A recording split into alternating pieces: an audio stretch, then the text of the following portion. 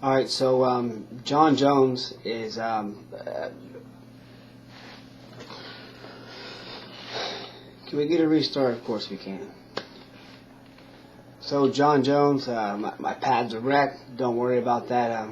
We're on our way back to Pittsburgh anyway. My girlfriend's excited. I'm not. The one thing I am excited for is to see Johnny Bones Jones get back in the cage and work his magic. And he's going to do so against Dan Henderson. When I heard about the matchup, I'm like, yeah, Johnny's going to do it again, and it should be in some cool flash KO that he's known for, and I still believe that. I still believe it's going to be something that we've either seen once or twice or haven't seen before at all. Hey, let me get comfy so I can get close to my people. So I'm thinking it's going to be something flashy and cool, and Dan Henderson, he got that overhand right, that he couldn't take Shields out with. So I have no idea how he expects to take out John Jones. I think he's the number one pound-for-pound fighter in the world right now, above Anderson Silva. So that's my opinion. Take it or leave it. I look at the betting lines, and he comes in as a 7-1 favorite, a 7-1 right off the bat. Right off the bat, John Jones is 7-1 to win, and Dan Henderson is a 7-1 underdog, and John Jones is a 4-1 favorite.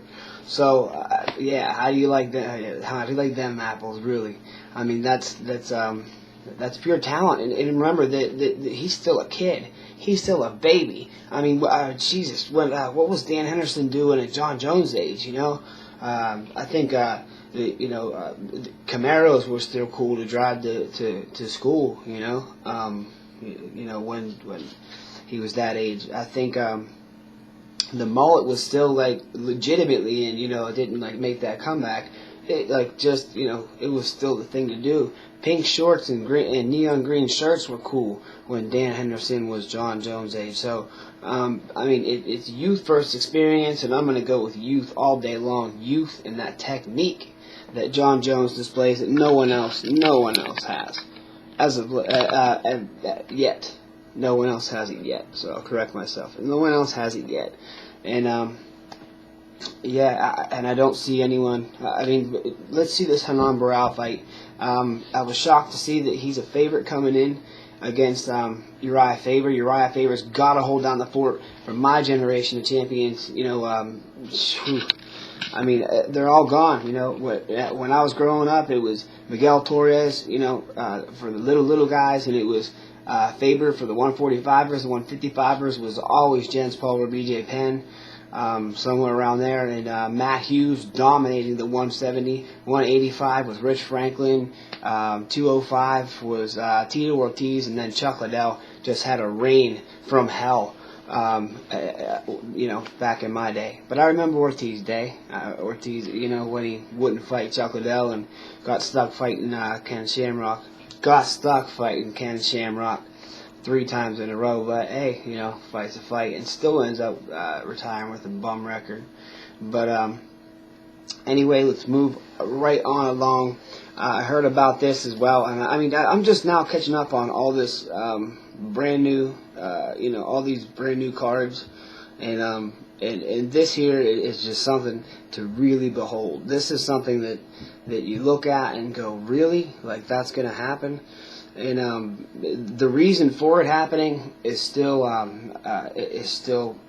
myth and a legend. Even if a Dana White told me himself, and it made sense a little bit, I'd still be beside myself as to why they would let Brandon "The Truth" Vera headline UFC on Fox 4 with Shogun Hua.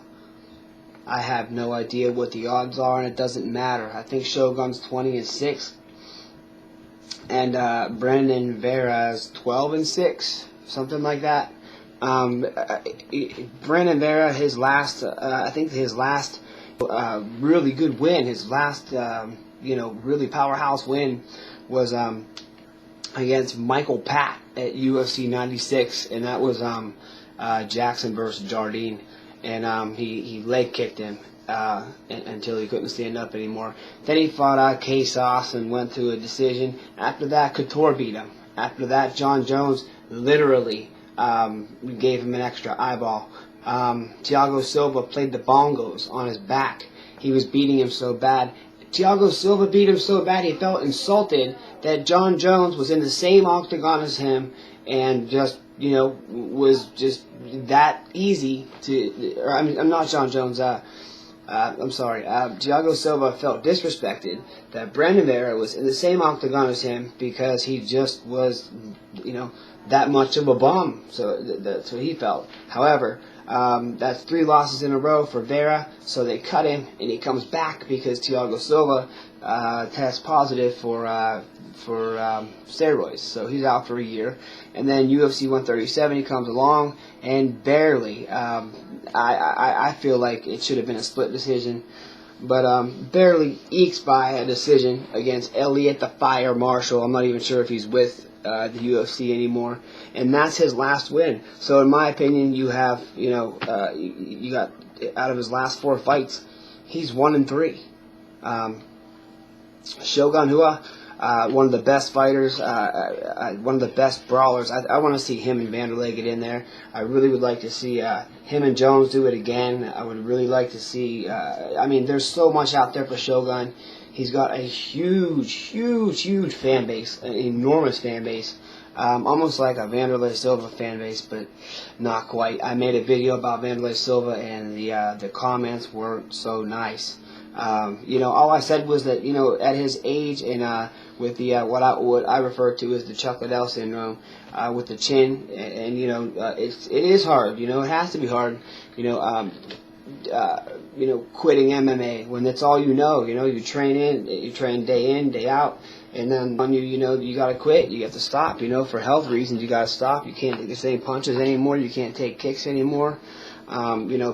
People are just blowing by you, people are passing you by, and one good thing that about Shogun, and I'm glad that I looked up his record, is that he gave Dan Henderson one hell of a fight. And I know that if Shogun is going to give Henderson a hell of a fight, then that makes me feel about that much better about that travesty of a UFC 151 main event with John Jones and Dan Henderson. Shogun, I think in his last 4 fights, we got to do this on top of the head. So give me 30 seconds and I'll have it. I know for a fact that he's 20-6. Positive he's 20-6. All right, here we go. So most of his wins come by knockout. He's got an insane knockout ratio. It's an 85% knockout. That's to me that's off the hook.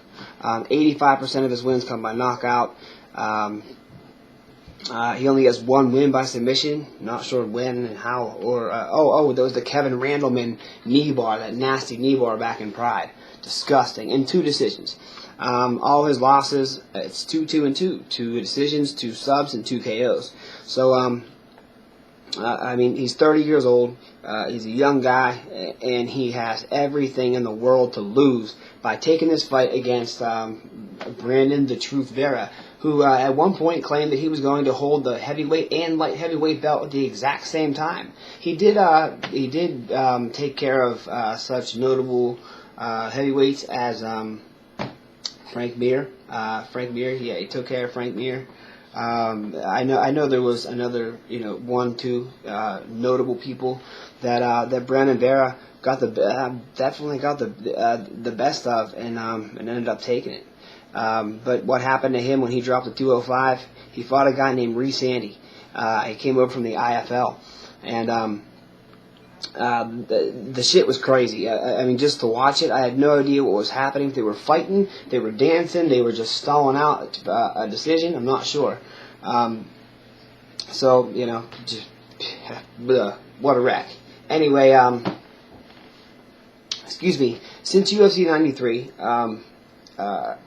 UFC 93 Franklin versus Henderson, Shogun fought Coleman and knocked him out. UFC 97, I remember that one very well. He fought the Iceman, knocked him out. And then he challenged for Lyoto Machida, who was the champ at the time. He challenges for the Dragon's belt and comes in on the short end of a lopsided split decision that I feel he should have got the nod on, even though I was a Machida guy. So I really wanted Machida to win, and he did. So no complaints from me. And then he comes back against Lyoto Machida and puts a definitive stamp on why he should have won the first fight and knocks him out, giving Lyoto Machida the first loss of his career ever. However, he runs into a problem. Johnny Bones Jones takes a fight on short notice, comes in, and hurt Shogun so bad he actually tapped from strikes. If you watch the end of the fight, it wasn't referee stoppage. It was a tap. It was a submission. He tapped due to strikes. After that knee to the liver, Shogun went down and tapped the mat. So that's what happened, guys. He rematched Forrest Griffin at UFC 134 in Brazil, and made Forrest Griffin look like a beginner.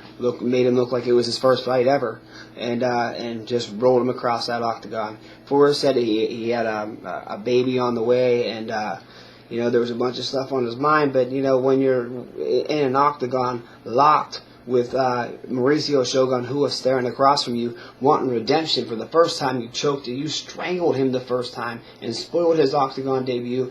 To me, that seems a little bit more important, but hey, Forrest Griffin's Forrest Griffin, and I'm me. So, and his last one, unfortunately, he lost against Dan Henderson. That was one hell of a war. Joe Rogan, I don't think A.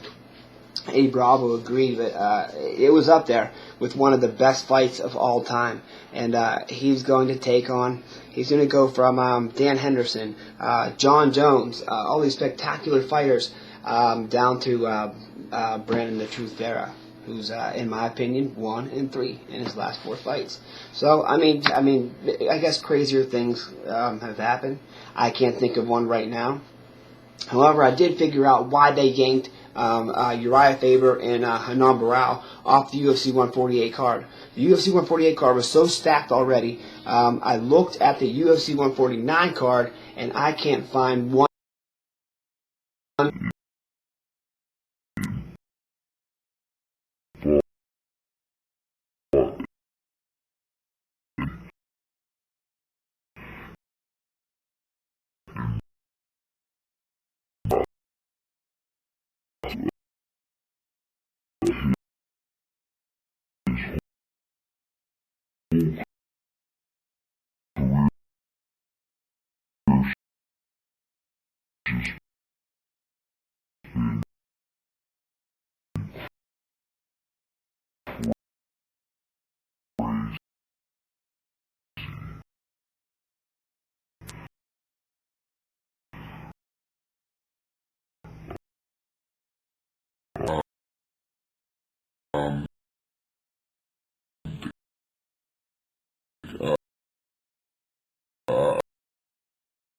I like the California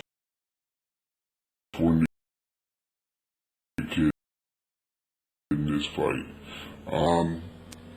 Anyway, back to this travesty of the UFC on UFC on Fox 4 main event. When there's a guy online, and I'll read you what he says. Whenever I hear someone lost a fight, therefore they must be dropped down in competition. It makes sense, right? Drop down in competition to get them some soft wins to build them back up. I cringe. That comes very close to fight fixing, not in the overt sense, but in arranging to have expected results. Too much political for my taste. Yeah, he said political, not politics.